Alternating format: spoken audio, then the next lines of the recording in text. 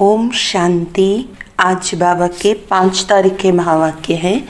बाबा ने कहा, मीठे बच्चे, श्रीमत पर चलकर सबको सुख दो, आसुरी मत पर दुख देते आए, अब सुख दो, सुख लो। प्रश्न है, बुद्धिवान बच्चे किस राज को समझने के कारण ऊंच पद पाने का पुरुषार्थ करते हैं? बुद्धिवान बच्चे किस राज को समझने के कारण ऊंच पद पाने का पुरुषार्थ करते हैं? उत्तर में बाबा ने बताया, वे समझते हैं कि ये दुख और सुख, हार और जीत का खेल है। अभी आधा कल्प सुख का खेल चलने वाला है, वहाँ किसी भी प्रकार का दुख नहीं होगा। अब नई राजधानी आने वाली है, उसके लिए बाप अपना परम धाम छोड़कर हम बच्चों को पढ़ाने आए हैं। अब पुरुषार्थ कर ऊंच पद लेना ही है। गीत है, बदल जाए दुनिया, न बदलेंगे हम। ओम शांति। मीठे मीठे बच्चों ने अर्थ समझा। यहाँ कोई कसम खाने की दरकार नहीं है, ये तो आत्मा में समझ चाहिए। आत्मा तमो प्रधान होने के कारण बिल्कुल ही बेसमझ हो गई है। बच्चे जानते हैं हम कितने बेसमझ थे, अब कितने समझदार बने हैं। दूसरे सत्संग आदि में ये बातें होती नहीं।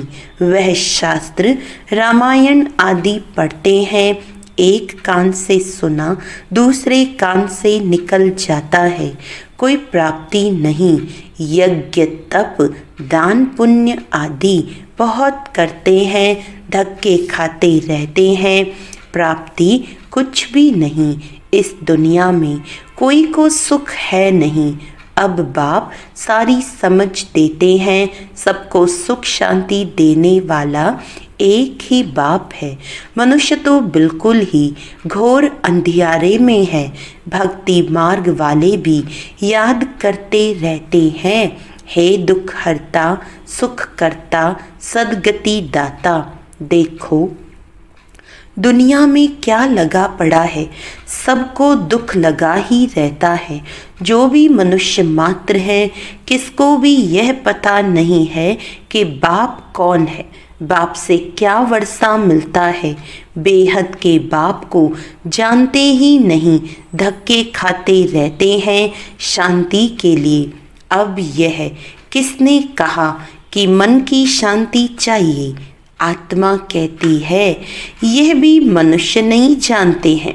देहाभिमान है ना, साधु संत आदि सब दुखी हैं, सब शांति चाहते हैं। बीमारी आदि तो साधु संतों को भी होती है, एक्सीडेंट होते हैं। दुनिया में दुख के सिवाय और कुछ तो है नहीं। अभी तुम बुद्धिवान बने हो, बाप ने समझाया है। ड्रामा के अंदर नई दुनिया और पुरानी दुनिया, सुख और दुख का खेल बना हुआ है। बाप ने तुम्हारी बुद्धि का ताला खोला है और सब मनुष्य मात्र की बुद्धि को गोदरेज का ताला लगा हुआ है। बिल्कुल ही तमो प्रधान बुद्धि है। तुम बच्चे नंबरवार पुरुषार्थ अनुसार जानते हो, बरोबर बेहद का बाप मिला है। वह हमको सृष्टि के आदि मध्यंत का राज सुनाते हैं कि ये खेल कैसे बना हुआ है। जब सुख होता है तब दुख का नाम नहीं होता। तुम बच्चों की बुद्धि में है कि हम बाप से सुख शांति संपत्ति का वर्षा ले रहे हैं। सतयुग से लेकर त्रेतांत तक कोई दुख नहीं होगा। अब तुम रोशनी में हो, तुम पुरुषार्थ कर रहे हो अपनी राजधानी में 1-2 से ऊंच पद पाएं। यह स्कूल है बेहद का, बेहद का बाप पढ़ाते हैं। तुम जानते हो वह हमारा मोस्ट बिलवेड बाप है, जिसकी अपरम अपार महिमा है। वह ऊंचते ऊंच बाप श्रीमत देते हैं, बाकी सब मनुष्य मात्र। बाबा कहते कि ऊंचते ऊंच बाबा तो एक ही है, ऊंचते ऊंच बाबा है तो वो श्रीमत देते, बाकी तो सब मनुष्य आसुरी मत पर एक दो को दुख ही देते हैं। तुम्हें श्रीमत पर सबको सुख देना है। इस ड्रामा में हम एक्टर्स हैं, ये कोई भी नहीं जानते। तुम बच्चे अब समझते हो इस ड्रामा में भारतवासियों का ही ऑलराउंड पार्ट है। आगे तो तुम कुछ भी नहीं जानते थे, अब तो मूल वतन से लेकर सूक्ष्म वतन, स्थूल वतन, सबको तुम जान गए हो। तुमको सच्चा ज्ञान है। परमपिता परमात्मा हमको इन द्वारा पढ़ा रहे हैं। बाबा हमको त्रिलोक का सारा ज्ञान दे रहे हैं। यह है ही कांटों का जंगल। बच्चे जानते हैं अभी हम कांटों से फूल अर्थात मनुष्य से देवता बनते हैं। यहाँ तो छोटे बड़े सब दुख देते हैं। गर्भ में माता को बच्चे दुख देते हैं। ये बहुत ही छी पुरानी दुनिया है। इस सृष्टि चक्र को कोई भी नहीं जानते। हम कहाँ से आए, कितने जन्म लिए, फिर कहाँ जाना है, कुछ भी नहीं जानते। बेहद का बाप अर्थात सब सीताओं का एक राम वह निराकार है। तुम सभी सीताएं हो। बाप है ब्राइड ग्रूम, एक साजन की सब सजनियाँ भक्तियाँ हैं। जो भी सीताएं हैं सब रावण की जेल में फंस शोक वाटिका में आ गई हैं। सारी दुनिया के सब मनुष्य मात्र एक भगवान को याद करते हैं। भक्तों का रक्षक भगवान को कहते हैं। तुम सब अभी ब्रह्मा मुख वंशावली ब्राह्मण हो। ब्राह्मण जानते हैं हमको शिव बाबा पढ़ा रहे हैं। बाबा से वर्षा जरूर मिलता है। शिव बाबा है स्वर्ग का रचयिता। स्वर्ग कहो अथवा दैवी राजधानी कहो, ये स्वर्ग की राजधानी है ना सतयुग की। बाबा कहते ये स्वर्ग की राजधानी है। लक्ष्मी नारायण स्वर्ग के मालिक हैं। ये भी अभी तुम समझते हो। यहाँ जब सतयुग था तो लक्ष्मी नारायण का राज्य था। अभी है कलयुग। मनुष्य तो बेचारे घोर अंधियारे में होने के कारण कुछ नहीं जानते कि अभी कलयुग का अंत है, विनाश सामने खड़ा है। तुम सब सीताओं का सदगति दाता एक राम है। सीताएं सब दुर्गति में हैं, परंतु ये कोई समझते थोड़ी हैं कि हम दुर्गति में हैं। अपने साहूकारी का ही नशा है। हमको इतने मकान हैं, इतना धन है, इतने महल हैं। किसको पता नहीं कि दुख की दुनिया अब बदलनी है। मौत सामने खड़ा है, सब मिट्टी में मिल जाना है। ये जो कुछ पुरानी दुनिया में देखते हो विनाश हो जाएगा। विनाश के लिए पूरी तैयारियां हो रही हैं।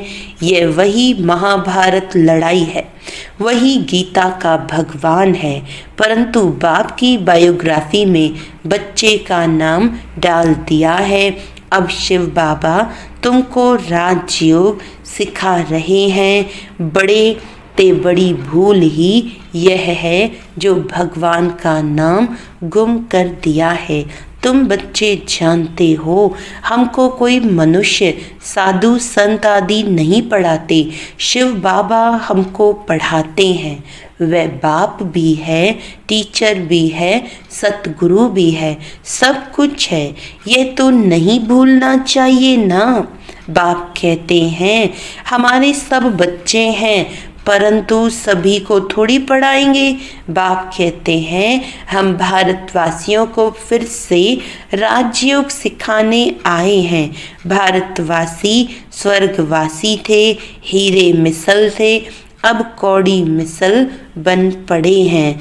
घर में कितनी अशांति है। कहते हैं बाबा हमको क्रोध आता है, बच्चों को मारना पड़ता है, डर लगता है। हमने 5 विकार शिव बाबा को दान दे दिया है, फिर हम क्यों करते हैं? बाप समझाते हैं इस समय सभी पर 5 विकारों का ग्रहण लगा हुआ है। देह अभिमान का भूत आने से फिर सब भूत लग जाते हैं। अब बाप कहते हैं देही अभिमानी बनो, अभी तुमको समझ मिली है। सतयुग में भी हम आत्मा अभिमानी थे। समझते हैं आत्मा का ये शरीर अब पुराना हुआ है, आयु पूरी हुई है, इसीलिए यह शरीर छोड़ अब नया लेना है। सर्प का मिसाल है ना कि सर्प की एक खाल पुरानी होती है तो दूसरी नई ले लेते हैं। ये दृष्टांत है सतयुग के लिए। यहाँ तुम ऐसे वहाँ तुम ऐसे शरीर छोड़ते हो, दुख की कोई बात नहीं रहती। यहाँ कितना दुख होता है, पूरा रोना पीटना आदि रहता है। अब तुम बच्चे जानते हो ये पुरानी दुनिया है। बाबा कहते अभी तुम बच्चे जानते हो। क्या जानते हैं कि ये पुरानी दुनिया पुरानी खाल है, यहाँ कोई नई खाल नहीं मिलनी है। ये अंतिम पुरानी जुत्ती है। अभी तुम उनसे तंग हो गए हो। वहाँ तो खुशी से एक शरीर छोड़ दूसरा लेते हैं। इन बातों को भी अभी तुम समझते हो। यहाँ कितने नए आते हैं समझते थोड़ी हैं। 2-4 रोज यहाँ से समझ कर जाते हैं, फिर भूल जाते हैं। हाँ, अच्छी रीति सुना, खुशी हुई तो प्रजा में आ जाएंगे। प्रजा भी तो ढेर बननी है ना। ये ईश्वर का दर अथवा घर, तुम ईश्वर के घर में बैठे हो। परम पिता अपना परम धाम छोड़ यहाँ साधारण तन में आकर बैठा है। वहाँ तो बाप के पास आत्माएं रहती हैं। यहाँ संगम पर बाबा खुद आया है पतितों को पावन बनाने। उनको शिव निराकार ही कहते हैं। निराकार बाबा को आत्माएं ओ गॉड फादर कह पुकारती हैं। मनुष्य बिगर समझ के कह देते हैं ओ गॉड फादर। इन लक्ष्मी नारायण को भी यूरोपियन लोग भगवती भगवान कहते हैं। इन्हों को ऐसा किसने बनाया? इन देवताओं को कहते हैं आप सर्वगुण संपन्न 16 कला संपूर्ण हो। फिर खुद को क्या कहते हैं? यह नहीं जानते कि यह भी मनुष्य हैं, भारत में ही राज्य करके गए हैं। उनके आगे जाकर महिमा गाते हैं, अपने को नीच पापी कहते रहते हैं। कृष्ण के मंदिर में भी जाकर महिमा करेंगे, शिव की यह महिमा नहीं करेंगे। उनकी महिमा अलग है। अक्सर करके शिव के पास जाते हैं तो कहते हैं भर दो झोली, फिर कह देते हैं वह भांग पीने वाला है, धतूरा खाने वाला है। अरे वहाँ भांग धतूरा कहाँ से आई? कुछ भी समझ नहीं। मांगते रहते हैं पति चाहिए, ये चाहिए। दीपमाला पर भी लक्ष्मी का आह्वान करते हैं। वह है कौन ये किसी को भी पता नहीं। 8-10 भुजाएं कभी होती हैं क्या? यह चतुर्भुज रूप दिखाते हैं क्योंकि प्रवृत्ति मार्ग है। उनका नाम विष्णु रख दिया है। लक्ष्मी नारायण तो सतयुग में रहते हैं। मनुष्य को ये पता नहीं कि विष्णु के 2 रूप लक्ष्मी नारायण द्वारा पालना होती है। चित्रों में लक्ष्मी को 4 भुजाएं दे देते हैं, चार भुजा वाले को बच्चा होगा तो उनको भी चार भुजा होनी चाहिए। कुछ भी समझते नहीं हैं। तुम अभी समझते हो बाबा जब तक नहीं आए थे तो हम भी कुछ नहीं जानते थे। अभी सारे विश्व के आदि मध्य अंत को जान गए हैं। बाप आकर पतित दुनिया को पावन बनाते हैं, बुलाते भी हैं, हे पतित पावन आओ। अब परमात्मा कैसे आए, कैसे आकर पतितों को पावन बनाए। बाप कहते हैं 5000 वर्ष पहले हमने दैवी स्वराज्य बनाया था। फिर तुमने 84 जन्म कैसे लिए, ये समझ आगे तुम्हारी बुद्धि में नहीं थी। इस ब्रह्मा को भी पता नहीं था। राधे कृष्ण लक्ष्मी नारायण की पूजा करते रहते, परंतु ये भी नहीं पता कि राधे कृष्ण ही स्वयंवर के बाद लक्ष्मी नारायण बने हैं। इसीलिए प्रिंसेस राधे प्रिंस कृष्ण कहा जाता है। स्वयंवर के बाद महाराजा महारानी बनते हैं। ये जो खुद बन रहे हैं उनको भी पता नहीं था। भल कोई को दीदार भी होता है, परंतु कुछ भी समझते नहीं। फिर भी भक्तों की भावना अल्पकाल के लिए पूरी करने मैं साक्षात्कार कराता हूँ। यहाँ तो ध्यान दीदार की बात ही नहीं। बाप तो समझाते हैं साक्षात्कार में माया प्रवेश कर लेगी तो तुम पद भ्रष्ट हो पड़ेंगे। बहुत आकर कहते हैं हमको शिव बाबा का साक्षात्कार हो। बहुत कहते हैं कि मैं शिव बाबा का साक्षात्कार हो। अरे तुमको समझाया जाता है फायरफ्लाई कितना छोटा होता है, आँखों से देखा जाता है। आत्मा तो उससे भी छोटी बिंदी है। जैसे आत्मा है वैसे ही परमात्मा का रूप है। साक्षात्कार भी होगा तो उसी छोटी बिंदी का होगा। ये तो छोटी सी बिंदी है जो भ्रुकुटी के बीच में रहती है। आत्मा का साक्षात्कार हो तो भी समझेंगे कुछ नहीं। तुम बच्चे जानते हो अभी हम शिव बाबा की संतान हैं। हम ब्रह्मा कुमार कुमारियाँ शिव बाबा से वर्षा ले रहे हैं। हमारी एम ऑब्जेक्ट ही यह है। स्टूडेंट है ना, तुम कहते हो बाप से सहज राजयोग सीखने आए हैं। ये एम ऑब्जेक्ट है, ये बच्चों को भूलना नहीं चाहिए। भक्ति मार्ग में भक्त लोग देवताओं के चित्र साथ में रखते हैं। फिर तुमको ये त्रिमूर्ति का चित्र पॉकेट में रखना चाहिए। इस शिव बाबा द्वारा हम ये लक्ष्मी नारायण बन रहे हैं।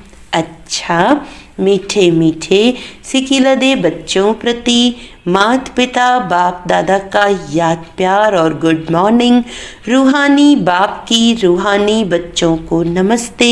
हम रूहानी बच्चों की रूहानी बाप दादा को याद प्यार गुड मॉर्निंग। नमस्ते नमस्ते नमस्ते जी। धारणा के लिए मुख्य सार है शिव बाबा को विकारों का दान देकर फिर कभी वापस नहीं लेना है। देह अभिमान के भूत से बचना है। इस भूत से सब भूत आ जाते हैं। इसीलिए आत्माभिमानी बनने का अभ्यास करना है। ध्यान दीदार की आश नहीं रखनी है।